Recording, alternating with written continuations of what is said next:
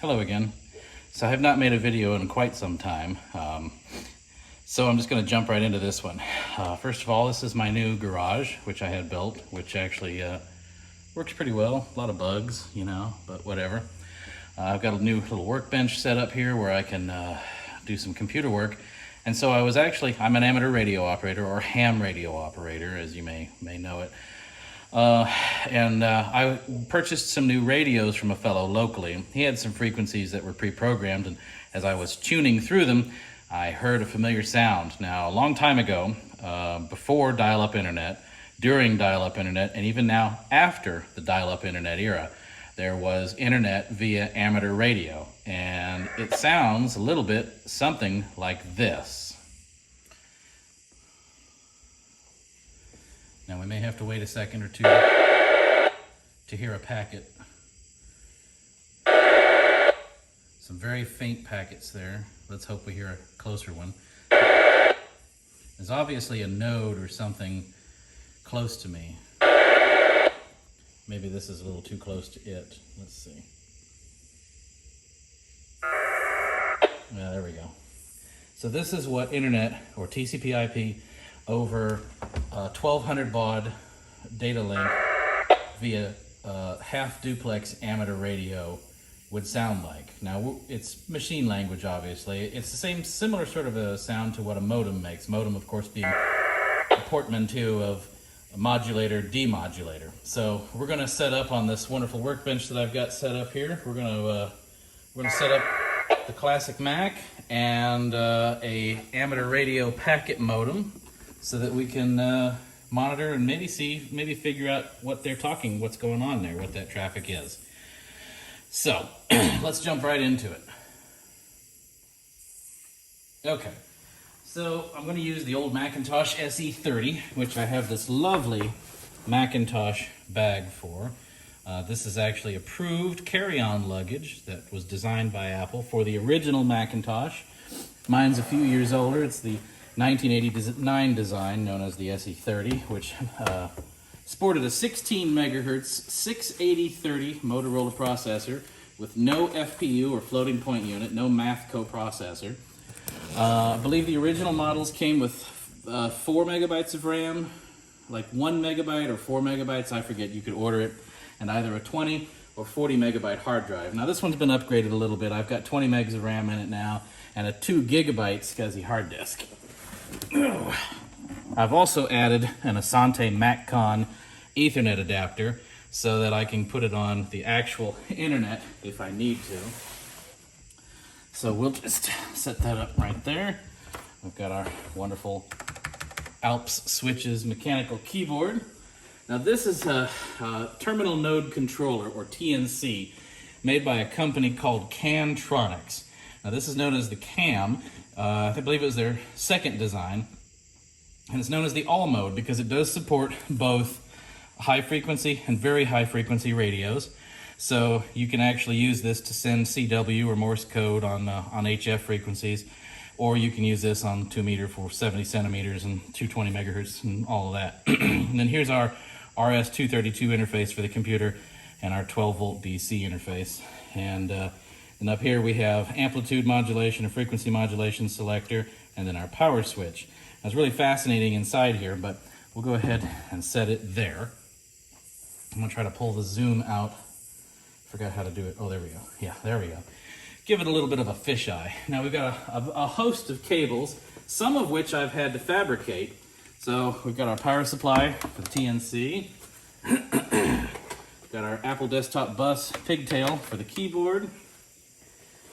Here's our Macintosh mouse, which, even though it has a long enough cable to go directly to one of the 2 ADB ports on the vintage Mac here, I like to do the pass-through connector option, just simply because that's what Steve would have wanted. Anyway, we'll go ahead, connect all this up. Now, Macintosh of this era did not use RS-232, they used RS-422.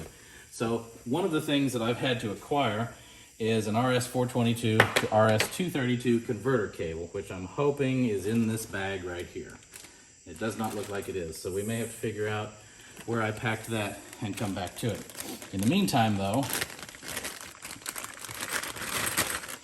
this is a cable I had to fabricate. I used an old bit of rainbow ribbon wiring that I found at a job site.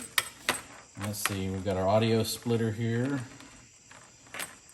So this little, I believe this is an 8-pin avionics connector, will actually connect to the microphone port of the amateur radio, and this will connect to the speaker port so that we'll be able to receive the audio and then transmit the audio.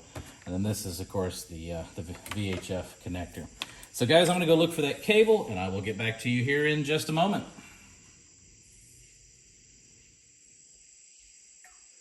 Okay, we're back. I went ahead to go down and find cable.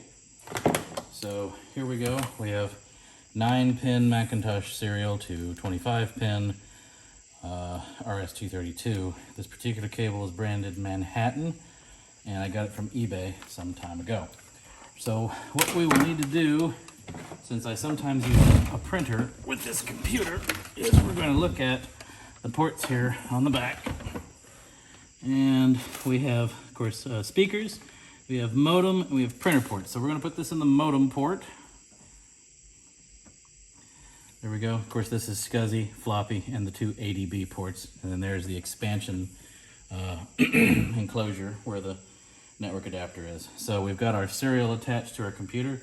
That should be the extent of things we need to attach to the computer. Now we got to come up with electricity. So I don't have a permanent power run out here to this detached garage yet. So everything's running on one long bleep extension cord and some sub cords from there. All right, let's go ahead and link up the interface with the TNC. So we'll go ahead and plug that on there. I'm not really crazy about screwing those down, but I do sometimes. We're going to take the radio interface, put it on there. This one we do want to tighten down a little because it's just a tidge flaky, as any cable one has to create might be. All right, let's get some juice on this thing. There it is. Couple old DC.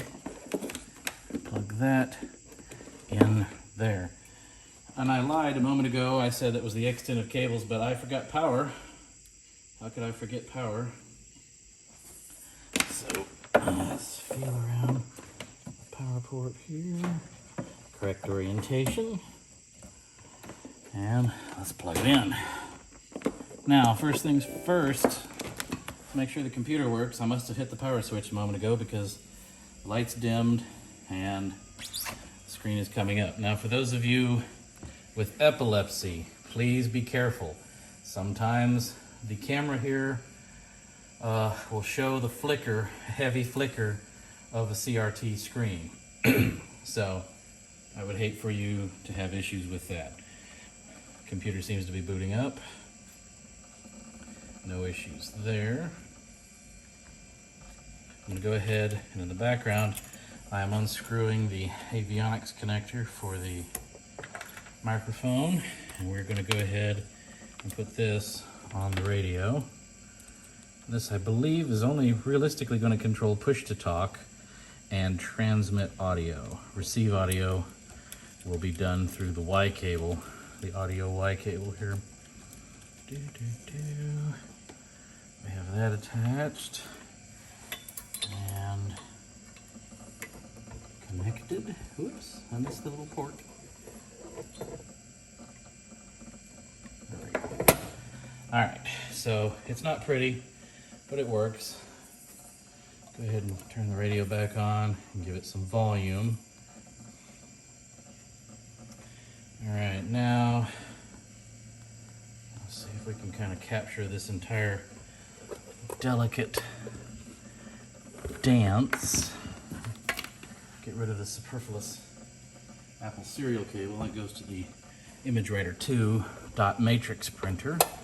And we're going to transpose power supply and radio so that hopefully the camera will capture everything. Now, first thing we need to do is open up a terminal software. I believe the one that I use is called MacTerm, and I do struggle with this a fair bit. It is not always 100%. I also did not bring a mouse pad, so this gritty, dirty table is probably going to mean I'm going to have to scrub my mouse ball later.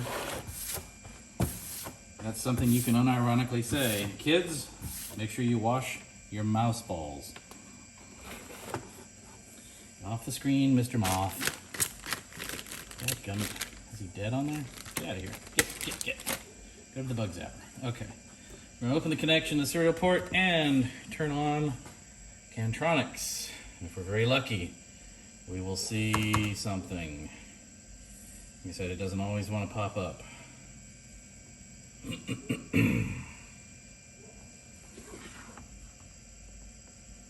So far, nothing. So we'll terminate connection. Try again.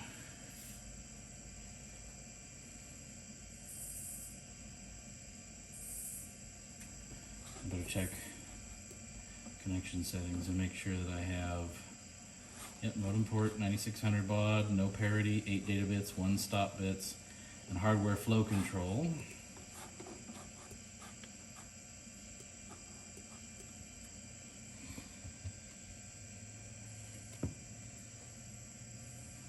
Definitely see a little bit of activity on the serial bus when terminating power.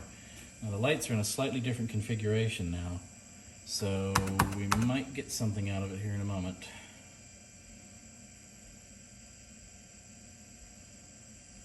Alright, tell you what I'll do, I'll get it working and then I will come back to the video so you're not sitting there bored for 10 minutes.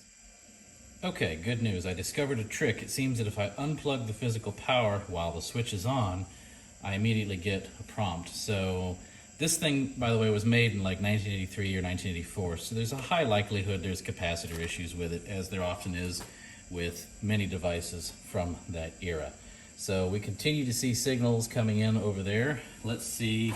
First of all, I'm going to instruct the device to provide me with a list of commands. And I believe that beacon is one of them. Let's see. btext. All right, so we're actually going to have to scroll back in the buffer here.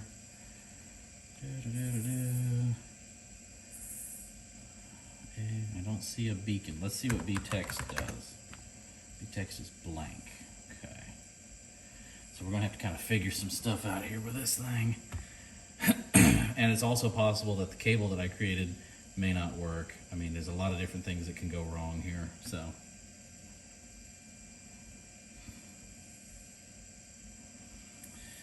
ID. Okay, good. It's identifying me. So it actually is transmitting. That's good. That much is good.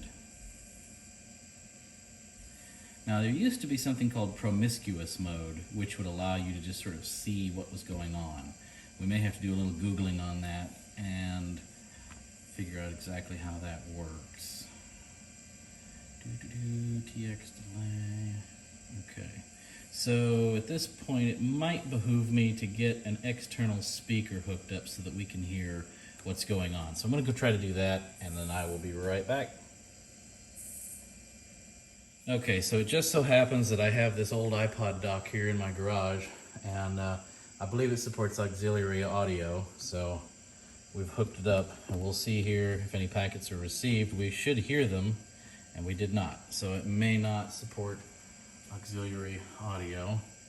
So either that or I might not be plugged in all the way. Ah, there we go. Good deal. Good deal. So there is definitely people talking, but what they are saying we don't know yet. And it has been a long time since I have done this, so we will. Woof. Okay, we will have to figure some things out as we go. We might. Make some volume adjustments too. There we go. All right, let's see if we can figure things out from the help screen here. Now somewhere I can put my ham radio FCC issued call sign in here. So that's what we're going to try to do.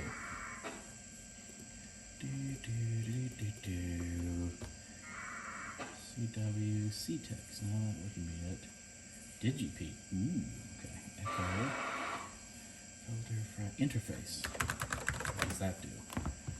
Interface. Interface terminal. Okay. Okay, good. So it does have my call sign in here. I thought for sure I had configured that. I'll send an ID out. But that's not really helping because somebody has to be listening to connect directly to me.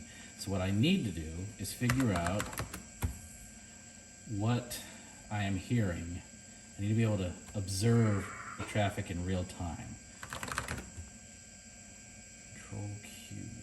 Huh. I wonder what that does. Okay.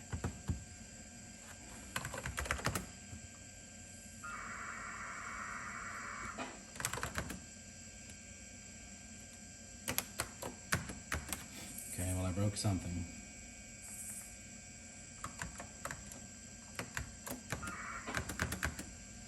And my usual control codes are not working. More concerning though, I'm not really seeing a receive light. So I don't know. I'm definitely getting a transmit, but I'm not seeing receive. So that's definitely a problem. So my cable may not be working. So I don't know. I'm gonna figure some more stuff out and then I will get back to you. We'll see if we can see some traffic. Okay, very good news. Very good news indeed. So we actually had a little bit of a Star Trek problem. The polarity was reversed on the audio. And so I pulled the cable apart and refabricated it, and I put the TNC into converse mode so that we can monitor packets in real time. So we are actually seeing some communications now as they come in. So as you hear the sound, it should correspond to some information. Looks like we have 3 or 4 different people. We have KD4EYF-9. We have K4MGY with what looks like an APRS position update. K4VAN or K4UAN. K4MWK. And not really sure what else is going on here. W8VFR, N1DTA. This N1DTA is advertising a 440 megahertz or 70 centimeters repeater. We got a W4CAT. So I'm not sure if I'm just monitoring. Well, no, I'm definitely seeing APRS. That's what I'm seeing here. This looks like an APRS beacon because that corresponds to location data. 14.3 volts. I don't remember what this one is. An NM4P-R in Columbia, Kentucky. So I may very well be, oh, I'm sorry for you guys that are getting the flashes there. May very well just be monitoring APRS data. I'm gonna have to break down these datagrams though and see if that's what I'm seeing here. This one here says 13.8 volts, 99 degrees Fahrenheit, Nashville Midtown. Oh, here we go. This is a broadcast that says AriesNet Sunday at 8 p.m. Skywarn Net when requested by EMA or EC. So definitely a lot of packet information going on here. None of this that I can tell is TCP IP, but it's whatever. N1DTA-12, new repeater, 440.6125. KJ4NES, wide 1, wide 2. He's in Bowling Green, Kentucky, with 35 watt, 357 foot tower and an 8 dB gain Yagi is what he's saying.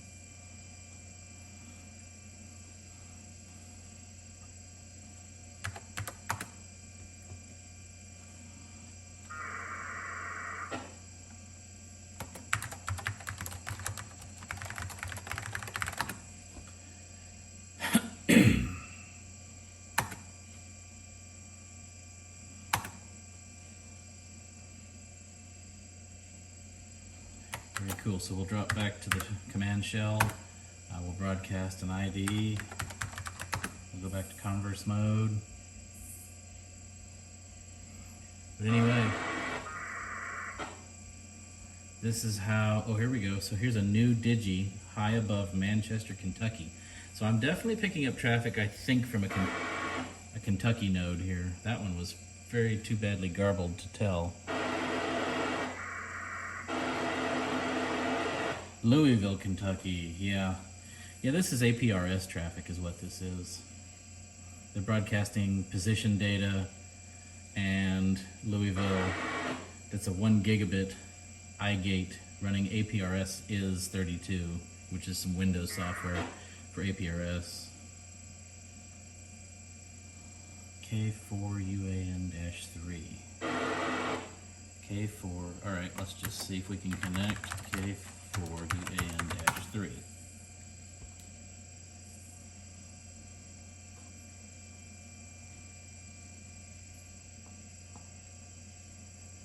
It's trying.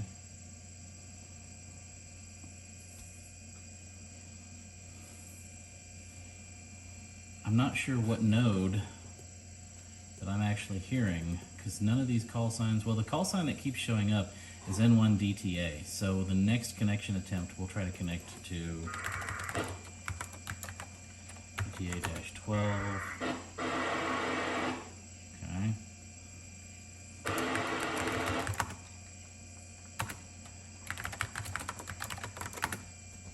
See if we can connect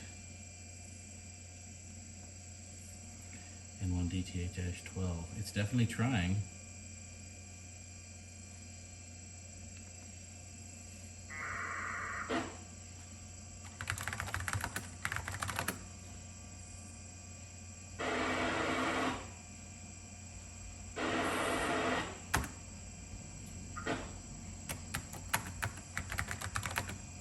Alright, we'll go back to Converse maybe so that we can monitor it in real time.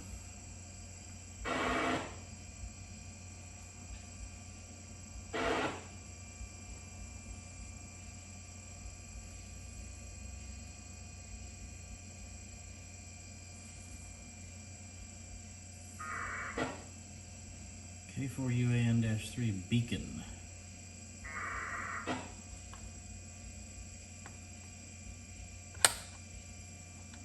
So he is on the Cookville Repeater Association's 147.210 frequency with a plus offset. Net Tuesday, 8:30 p.m. It's the information that we're seeing here.